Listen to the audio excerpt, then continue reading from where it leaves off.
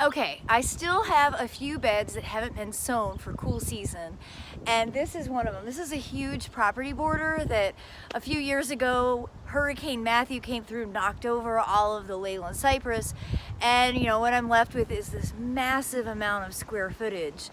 And so I need to come in. I'm gonna rake it out so that there's a lot of soil exposed, and then I'm gonna sow a mix of poppies, larkspur, nigella, different greens, different grains, carrots, turnips, all kinds of different things just to make it, have ground coverage. The key here is that if you have big amounts of open mulch space, something is going to grow. So if I don't get this covered with the seed that I want, it's going to end up getting covered with things like chickweed and other winter active things.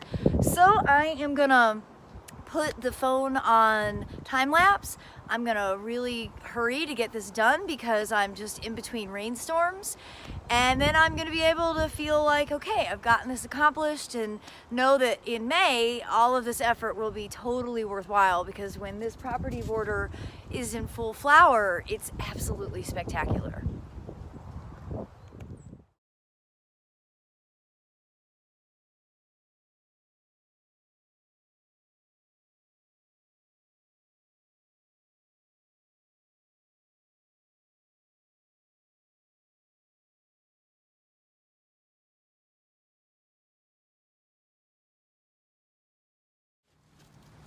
Okay, now that I have this bed raked out, that's basically just hand tilling, I'm going to be able to direct seed all the things that I want to put in here. Now,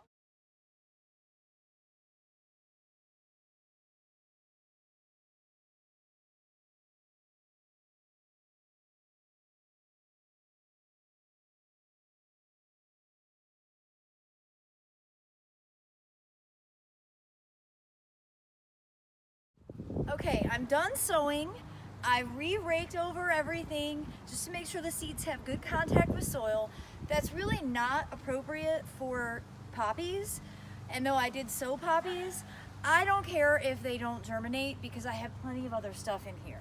And that brings me to my final process, which is writing on a brick. And this is actually a brick that was painted with barn red paint, so it's super easy to write on with this garden marker, which is the only marker that I have found to be completely sun and rain resistant. Like a Sharpie doesn't come near being able to stay relevant on your marker.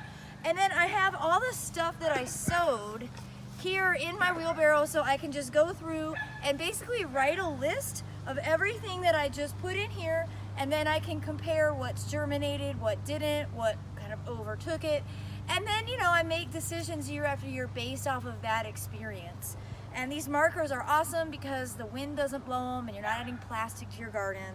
So that's my final step, and then I'm going to consider this massive property border to be finished for the season, and I can't wait to see what it will turn out to look like in the spring.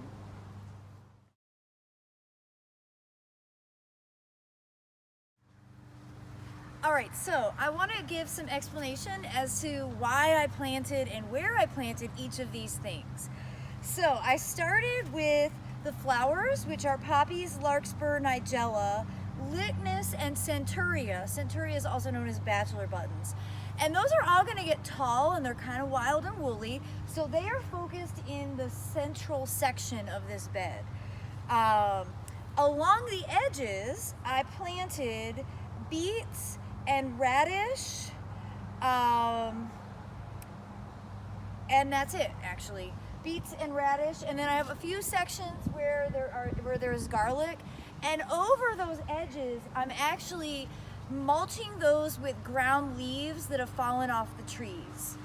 Now, other areas, I put in 3 different types of grain, and I did these in clumps, essentially.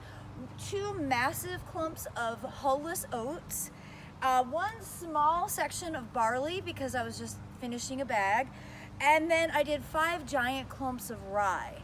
And I think that those will all look really cool. The goal here will be to have to keep editing, especially larkspur that germinates in place to kind of mess up my pattern. I'd say of this mix, larkspur is definitely the biggest thug. but it also has a beautiful flower that lasts the longest through the season. So it's well worth growing, but be aware that when you start direct seeding it, you're probably going to have to edit. So ultimately I covered the entire bed with carrots because carrots never germinate 100% for me, but I really want to be able to have a lot of carrots because I eat a lot of carrots. So I'm ultimately just using this space, to be able to fill in. Carrots are beautiful. They have, nice, beautiful, fine foliage, and then if you let them flower, they're absolutely amazing. So, I probably sowed 3,000 carrot seed, and, hopefully I'll get 300 to actually grow out a root that I can harvest.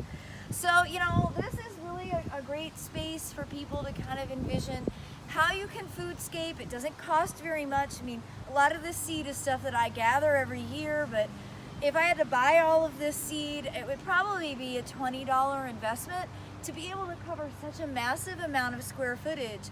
And not only will it look good, but all of these things provide me something that I can eat, or a greater purpose of deterring browsing mammals. And if there's no other reason to grow garlic or larkspur, it's for that. The deer, the rabbits, the groundhogs, nobody likes to eat those two plants. So plant them for you to be able to consume and for you to be able to enjoy the beauty of the larkspur, knowing that that's going to help give you a line of defense against these critters that come into our home landscapes and devour everything. All right, happy solstice. I can't wait to give updates on how this looks, in the coming months, and then especially when it reaches its spring peak in, late April and early May.